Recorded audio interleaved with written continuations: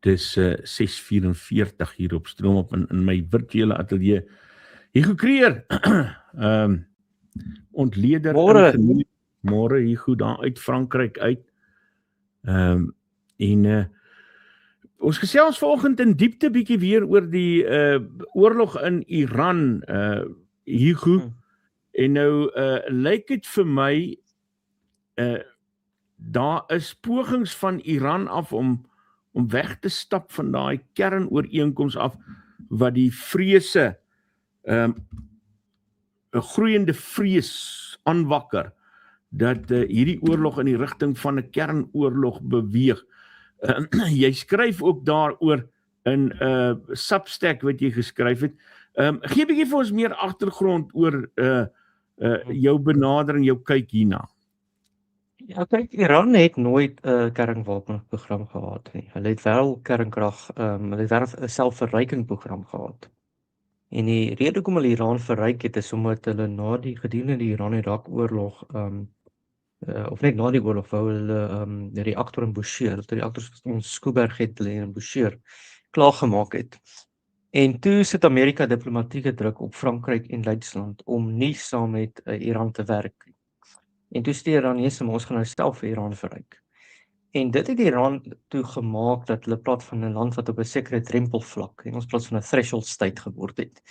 Suid-Afrika is terselfdertyd ook eene. Inteendeel, ek sê altyd vir die mense, Suid-Afrika is vandag nog nader aan 'n kernbom as Iran, omdat ons nooit ons verrykte Iran opgegee het nie. Dit lê by 'n veilige plek in Pelindaba, as die ANC nie daarvan vergeet het nie.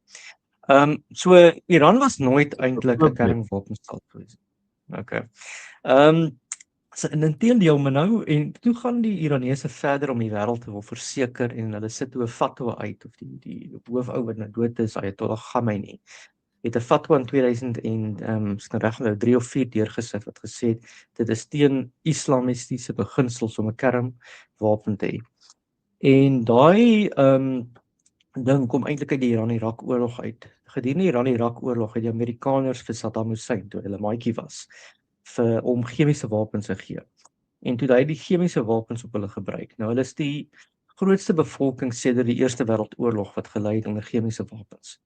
Toe op chemiese en kernwapens 'n baie baie sensitiewe saak vir die Iranese. En hulle sê toe ook ons gaan 'n geloofsverbod op enige ontwikkeling daarvan sit. En as jy mooi die internasionale atoomagentskap se verslae lees wat hulle direkteur sê hulle was nog nooit bewyse van 'n strukturele atoombomprogram gewees nie. Okay.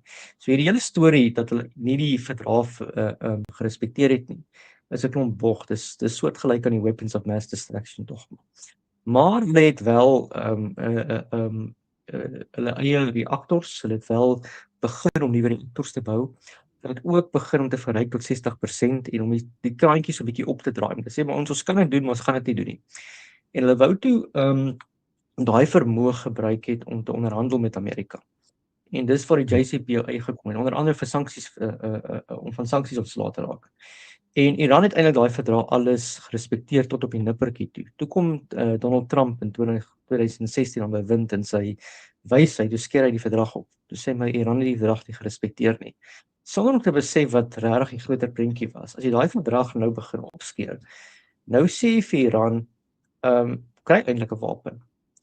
En hulle begin toe stelselmatig te verryk met die doel om dit weg te onderhandel.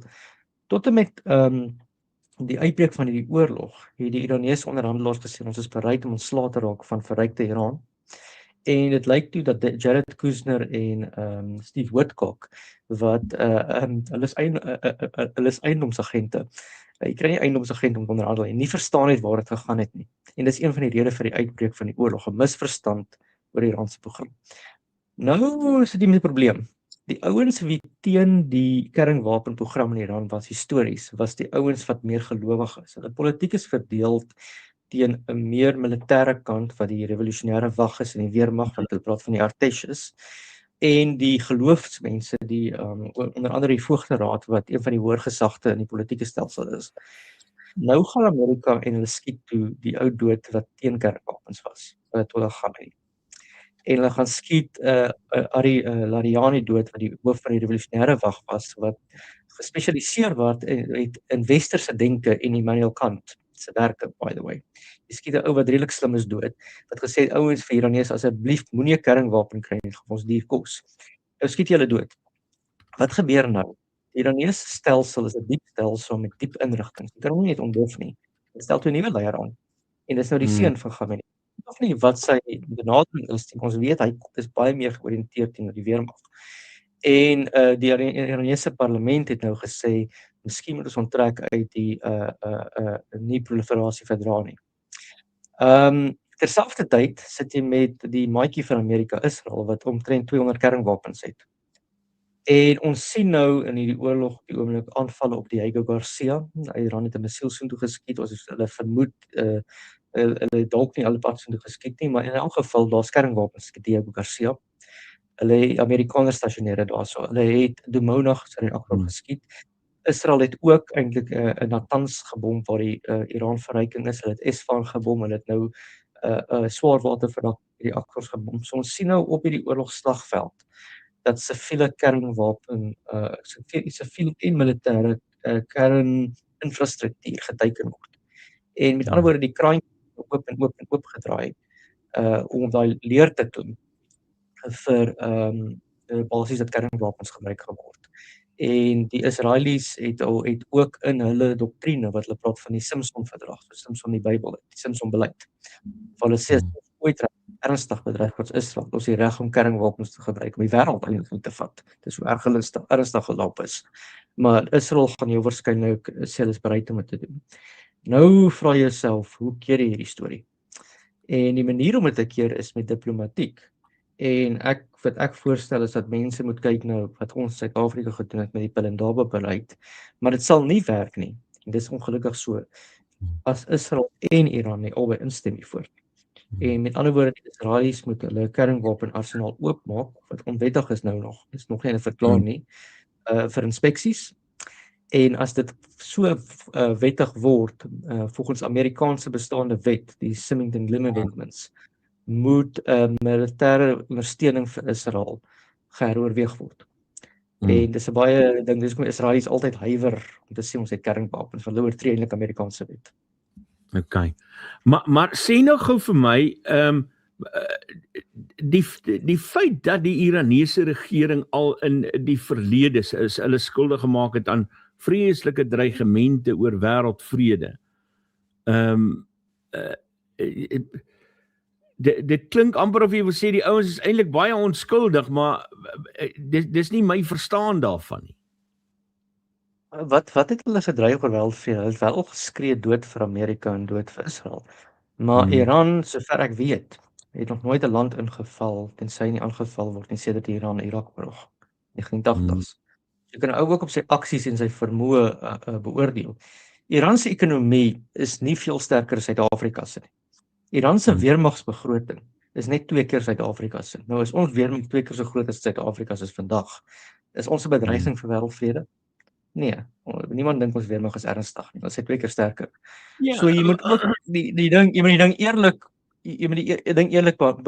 benadeel. Die Iranese het, wat ook al jy dan dink van hulle regering en hulle uitspraak, het die internasionale verdrag. Wat van finansiële en militêre ondersteuning vir terroriste groepe? Ja, maar dis waarvoor is. So kyk na die groepe wat nou geondersteun word, vernoem hulle een vir een. Hezbollah, ja, definitief het hulle vir Hezbollah wapens en missiele gegee, daai klein goedjies wat vir Israel gereeld aanval het. Maar hoekom bestaan Hezbollah?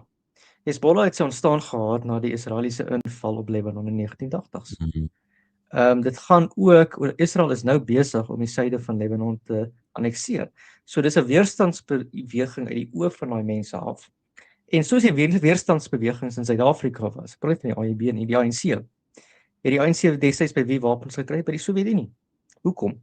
Maar dit was nie die Sowjetunie se skuld dat die ANC daar was nie. Dit was die apartheidsregering se skuld gewees. Die ANC het gesê baie dankie. Dis 'n baie soortgelyke verskynsel. Hoekom is die Houthis daar?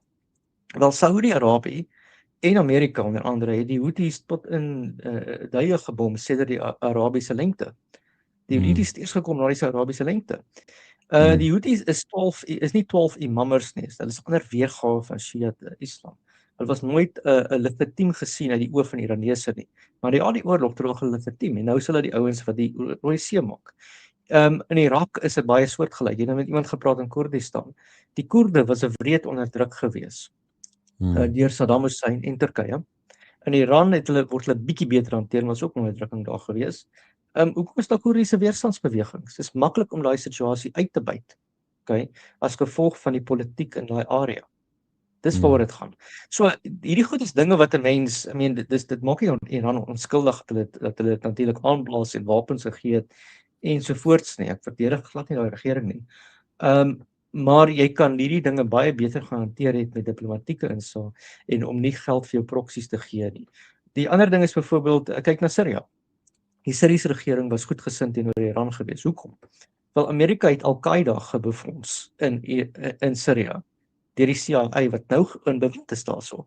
Dieselfde ou wat 9/11 gehad het. So jy sit hierso met 'n redelike vuil politieke albei kant toe.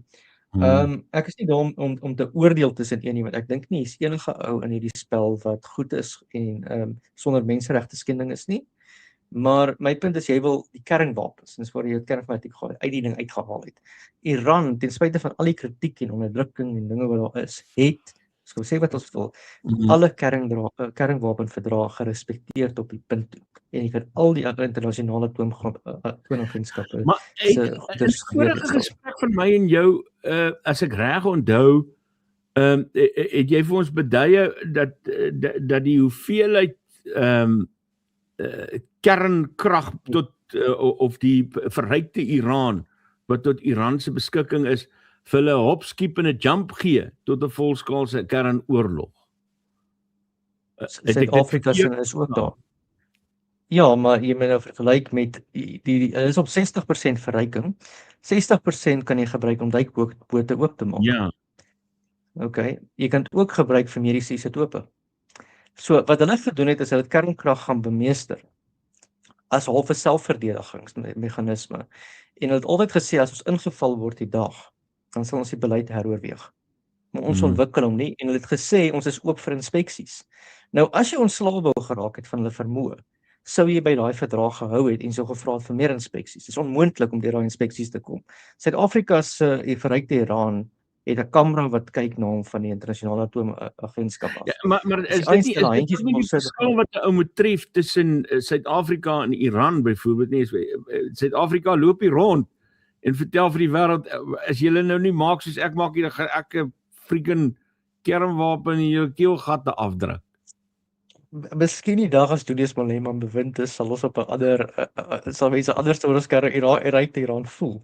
Maar die punt is, dit is 'n bedreigende land, maar hy word ook bedreig. Onthou, die Israeliese Amerikaners het sluipmoorde uitgevoer binne in Iran op politici. Hulle het daar's 'n klomp dinge wat daar gegaan het om in 'n situasie te sit waar hulle bedreig is. Dis die afwesigheid van diplomatieke sake basies. Amerika het sedert die 79 revolusie nog nooit 'n ambassade in Iran gehad nie. Nou as jy nie diplomatiek het nie, het jy konflik. En hoe hanteer jy die konflik tussen lande? Dit gaan nou maar basies oor wie spring op die grootste leertjie hierso. En wat my punt wat ek maak is Israel en Iran is besig om daai leertjie op te klim. Ek hoor wat jy sê oor die feit dat Iran nooit in 'n volskaalse oorlog teen iemand betrokke was nie. Maar mens kan tog sekerlik nie ontken dat die Iran retoriek en hulle rol in dat hulle 'n geweldige groot rol in die Midde-Ooste se onstabiliteit speel. Ja, maar kyk, die is dieselfde probleem as wat jy gehad het met die Duitsers voor die Tweede Wêreldoorlog. Duitsland is 'n groot land in Europa. Okay, soos Bismarck altyd gesê het, hy's goed vir oorlog en goed vir vrede. Iran is dieselfde in die Midde-Ooste. As jy hom nie in 'n raamwerk gaan kry vir vrede nie en jy gaan hom probeer sanksioneer en bedreig en die hele tyd sê ons gaan mense doodskiet en ons dink ons kan hom domineer, soos Amerika en Israel se idee is. Ons Shah nou inbring dat hy weer vir ons regeer. Ja, maar dan gaan jy in sulke situasies sit waar daar gereeld nie vrede gaan wees, onder andere in die Shiite lande soos Irak, ons sien in Bahrain revolusies, die Houthis en in Libanon. En ou kan nou wat wegpraat wat jy wil, die helfte van die moslems in die Midde-Ooste is Shiite. Die grootste leraar is in Irak en Najafi, en die tweede grootste een was Khamenei gewees, wat nou net vermoor is, wat baie geliefd was onder die Shiites. So jy moet vra, is my aksies besig om sy reaksie te vererger of nie te vererger nie? Okay? Of as ek sê, okay, ek kan vaar, ek wil niks met hom te doen hê nie, soos wat nou Amerika se beleid is. Ons gaan hom net in oorlog en met weermagte probeer baklei. Dan moet 'n ou ook nie kla dat die Iranese sê, maar jy's nou besig om ons te bedreig nie, en jy sit ons nou onder 'n erge bedreiging en ons gaan nou weer verder uitklappe gee. Ons gaan ook wys ons kan terugslaan. So jy sit met daai probleem. My mening is jy kan al hierdie dinge diplomaties oplos. As jy begin om sanksies af te haal, soos Obama begin gedoen het, en met Iran te begin onderhandel, dan sal hulle storie ook, hulle dinkie ook begin verander het, want hulle het baie geld nodig. Dat die Iranese buite Iran verdien meer geld as die Iranese binne Iran, almal saam. En as daai geld terug sou gevloei het, sou julle politiek hom beïnvloed het. Maar omdat ons hom in sanksies gesit het en geïsoleer het, het ons 'n Zimbabwe geskep. Kyk vir Mugabe, het nog nooit verander in Zimbabwe nie as gevolg van sanksies. Ek nie hou van Mugabe nie. Die enigste probleem is, jy sit nou met 'n Mugabe hierso wat 'n weermag het, 'n redelike groot staande mag het, en nog altyd die vermoë gehad het vir 'n kernwapen sedert die 1980s al. Nog nooit gedoen het nie, maar nou het ons hom regtig gedreig tot op daai punt toe. En jy haal sluipmoorde uit op hulle elites. Ek meen enige nasie, mens stel jouself voor wat sou die Afrikaners gedoen het, hulle gedurende apartheid al die politici doodgeskiet het. Dink jy die mense gesê het, okay, nou gaan ons vrede maak en onderhandel met Mandela? Nee. Die ouens raak harder en harder en harder. Nou ek weet nie meer hoe hard jy daai land kan druk nie, maar op hierdie stadium sê Iran vir hulle self, okay, julle het nou oorlog verklaar. Julle het die oorlog begin. Dis hulle steentjie. En dit is waar dat Amerika en Israel eers aangeval het. Julle is besig om mense te vermoor in Teheran. Julle is besig om mense te bombardeer in Esfahan. Ek het gisterand met my suster se niggie gepraat in Esfahan. Haar klein sussie is 13 jaar. Hulle bewe onder die tafel soos wat daai goeders oorkom. Wat dink jy mense nou in hulle kop? Hulle sê julle bedreig ons staan nou agter ons regering. Daar's nou meer Iranese wat agter hulle regering staan, geen om vir hulle gehad het voor die politici of nie. Wag voor die oorlog of nie. En hulle sê ons nou besig om te baklei tot die bitter einde toe. Dis waar Iranese is op die oomblik. My mening is nou, en ek probeer sê, ek weet nie of ek 'n oorlog gaan keer nie, maar ek sê, die kernwapens wat die ouens regtig begin dink, en wat ek voorgestel het is, die verdrag van Pelindaba is 'n blou druk. Ek het ook dit gestuur vir die buitelandse sake vir klomp mense, en mense sê altyd hierdie ding, ek het laas keer vir Gwerie Mantashe self gesê, en mense sê altyd, ja, okay, klink okay, maar ons sal dit nie kan doen nie. Ek sê, wel probeer daarom iets, want kernwapens wat eers gebruik word, dis heeltemal 'n ander tipe game wat ons gaan speel. Dis nie selfs, hierdie oorlog is reeds erg, soos ons sien, dit gaan 'n duur oorlog wees vir die wêreld. Die Iranese se militêre strategie is duidelik, ons soek horisontale eskalasie, ons gaan alle velde van die ekonomie teiken, tot jy vir ons kom sê, tot jy op met ons kom onderhandel, op onderhandelingsterme waarmee ons saamstem. So uit die Iranese oogpunt, as kan hulle media lees, is sterk sê hulle, ons is nie besig om te verloor op die oomblik nie. Dis wat hulle sê, ek weet nie of dit waar is heeltemal nie, maar hulle sê, elke keer as jy my gaan klap, gaan ek 10 keer terugklap. Hulle het gister het Israel en Amerika, of eergister, universiteite gebom in Iran, plat geskiet. Hulle gesê, ons gaan nou universiteit uitskeet, en ons gaan vir ons mense sê, jy met al die universiteite in die Midde-Ooste doodskiet. Elke keer as jy my gaan klap, gaan ek jou 10 keer terugklap. Dis Iranese logika op die oomblik. Okay? En die probleem is, die laaste wapen wat gaan terugklap, is 'n kernwapen. En daar sit jy met 'n probleem. So dis waarvoor ek vir mense net sê, hou asseblief, ons probeer asseblief om te praat met die mense. Hoe ek dit gaan kan regkry, weet ek nie. So die uiteinde van hierdie punt is om te sê, maar Iran kan dalk wel 'n kernwapen inspann om die oorlog Dit hang alles af of daai fatwa. En nou fatwa is 'n wet wat net in woord voorgestel was, nooit op skrif nie, né? Dis nie baie sterk wet eintlik. Dit beteken nou, glo ek regtig wat die dominee vir my sê.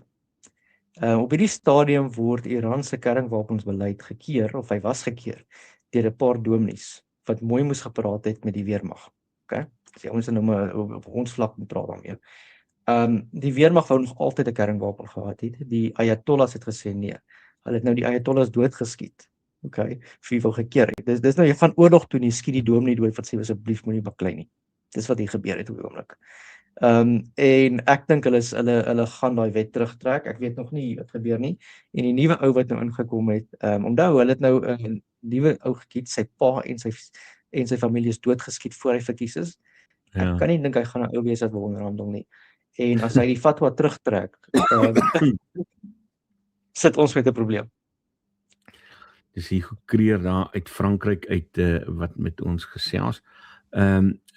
Hugo is 'n ontleder en hy skryf ook 'n Substack oor goed soos hierdie, maar behalwe vir dit is hy ook getroud met 'n Iranese vrou, sy hele skoonfamilie is daar in Iran. Hulle beleef dieselfde vrese as wat iemand soos Annemie wat ons nou gehoor het. Beleef hulle dieselfde vrese, dieselfde angs. So ek weet hier's baie mense wat nou sê ja, maar hulle stem nou nie saam met wat Hugo sê nie. En dit kan 'n mens aanvaar, maar die punt bly. Ons het nog steeds te maak met mense wat presies dieselfde angs, presies dieselfde vrese het. Hugo se vrou, hulle vrese vir hulle familie se lewe. En daar's julle sukkel om kontak met hulle te behou, nee, Hugo. Ek moet sê dis nou eintlik beter. So wat Iran nou gedoen het is, hulle het gesê ons het 'n interne internet in die land, maar die buitese internet word geblok. So jy kan nie eens 'n burger is of Iranese selfoon het. So hulle het ook, en dis nou ongelukkig wreed wat hulle daar gedoen het, is hulle het stelselmatig al die internet half soos load shedding en blokke afgeskakel om te kyk wie het Starlink. En mense wie Starlink gehad hulle doodgeskiet. Okay. Okay man, kyk, mens kan mos nie so iets doen nie. Dis al die hackers en hulle wys met ons moet wel versigtig wees. Kyk, ouens moet verstaan wat in daai land gebeur. Dis 'n ander vlak van beheer en uitvoering. Hugo Creer, baie dankie dat jy vir ons tyd gemaak het. Ek weet jy het 'n ander werk ook en dit is altyd maar groot balanseertoertjies om gesprekke soos hierdie te kan doen. Maar ek waardeer dit baie dat jy jou insigte met ons kom deel het. Ons praat weer vorentoe. Okay, baie dankie Isak, waardeer dit. Dankie Hugo Creer en net hierna is Jaco Kleinhans aan die beurt. My boeke is fiksie, maar my beleggingsopbrengste is 'n feit. Maak seker jou aftrede word nie 'n thriller nie. Praat met Brenkhurst.